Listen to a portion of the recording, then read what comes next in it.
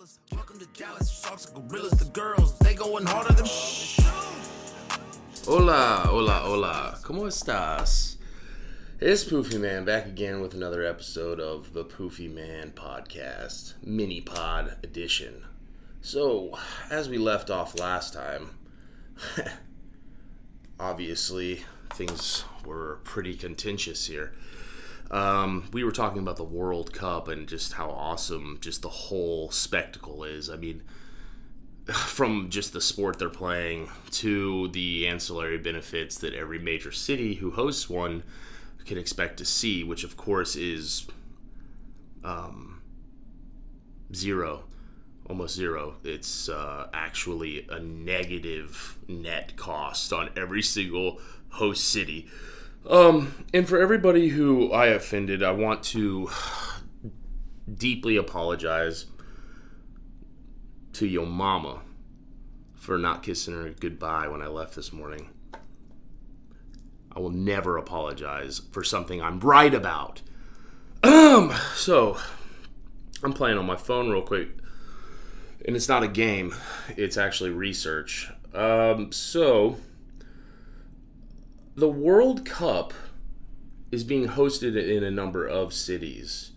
And one of these cities, of course, is New York City. So this is from the Bloomberg Press. New York's hotel industry has spent years dreaming of this year's FIFA World Cup as a cash cow that will fill the city with free spending visitors. But 7 weeks before kickoff, hoteliers are increasingly worried about the lack of a tournament bump. City hotels have sold just 18% of available rooms between June 13th, date of the first match at New Jersey's MetLife, and July 19th, when the venue hosts the World Cup final. The comparable figure this time a year ago, with no World Cup, of course, was 26% in terms of hotel, let's make sure I got this right, of hotel room sales. So they're actually, they were doing better with no World Cup is what that's saying there. And that's just one example, but there's also plenty of press releases and news articles about how Frisco and other places are not seeing the bump they thought they would either, and we're literally 5 days out at this point. So unless people are coming to buy, just, there's a surge on hotel rooms in the next, I don't know, couple days here, then, shut the fuck up. So that's that. But yeah, so I do a little research around here. I'm not just throwing ideas at the wall to see if they stick. It's not that, I'm not impressed by that really, because I have eyeballs and a brain inside of the thing that's on top of my neck, the mushy thing in the middle. Yeah, I use it, and it's just everybody can see that this is the case. Also, there's this expectation that there's going to be this flood of, I know that I had said that it's going to be bringing in a bunch of different people that's going to flood the city, and perhaps that's true, but it's also hard to imagine that this sort of egalitarian event that's a worldwide accessible event as it's supposed to be, it's hard to see it bringing in anybody who can afford to fly here and pay for enough tickets to justify being here in the first place.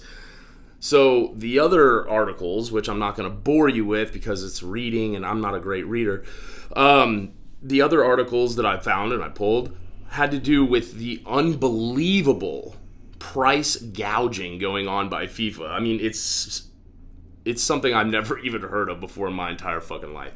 So, FIFA original face value tickets at the tier 1 level, okay, so just the kind of, public access level, have a face value of $60. That was the original rollout face value, $60. They're now selling for $1,500 to $2,500, and that doesn't even guarantee you a choice of your seating arrangement. Wow, what an incredible act of stewardship by FIFA. Jesus Christ, guys. Open your fucking eyeballs. That's the most incredible thing I've ever heard in my life. Who the fuck would ever do that? To go watch teams that literally don't compete like on a regular, basis all year long, that have no like fan following other than maybe their countrymen who can't even be here because they can't afford both tickets, hotels, or hotels, tickets, and a myriad of other costs you would ensue or accrue over the course of a week or two. I mean, you'd have to be a goddamn millionaire just to get over here and do it, and get tickets at this point. So, that leads me to say back to Jerry Jones. I mean, there's just a few people really profiting from this, and everyone else is just taking on risks and costs, basically, in time, convenience, money, the whole 9 yards. And it's not even a new thing. Back to let's hold someone accountable here. Got to do that. I mean, got to point the finger at somebody. Jesus Christ. So the point is, like, who is it? Like, again, there's only a handful of people who even stand to profit from it. Maybe it's not hotels, apparently. Jerry Jones, he's did it again. Brilliant. And wow, he needs the money, obviously. So, I mean, good for him. And I think that everyone should understand that. I mean, the one thing Jerry Jones needs more of is money. It's not time. It's definitely money. But again, like, they're trying to sell this to everyone. They're trying to push this idea that the World Cup is somehow like the greatest moment in anybody's life is the opportunity to watch these unknown players run around on an enormous field that's like the size of a fucking, a suburban neighborhood, and kick a ball around that you can barely see, and, kick it into a goal that's a third of the size of the freaking field. It's just, and people are buying it. People buy it. I mean, I knew we had slid. I knew that we had just things had fallen off the table, but I did not know that it was this bad. I really didn't. Or else I would have jumped into the pod game a lot earlier to help save humanity. But anyways, yeah, so there's that. And there's also, like, for everybody who's, like, giving me a hard time, I challenge anyone right now to name one player off the top of your head that is on the U.S. team for the World Cup, that qualified for the U.S. team or was selected for it.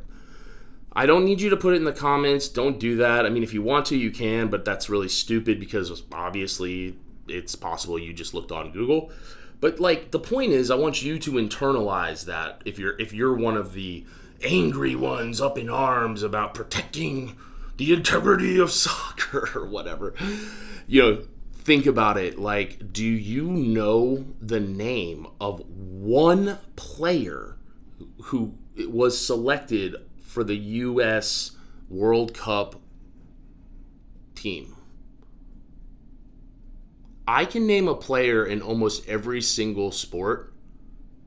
Seriously, every single sport. I love sports. I have no idea. I have zero idea. I can't name one player. For everyone who's local and in Dallas, I challenge you both to that question. And do you know the name of the Dallas-based professional soccer team? We have one. I bet you didn't know that, but we actually have one.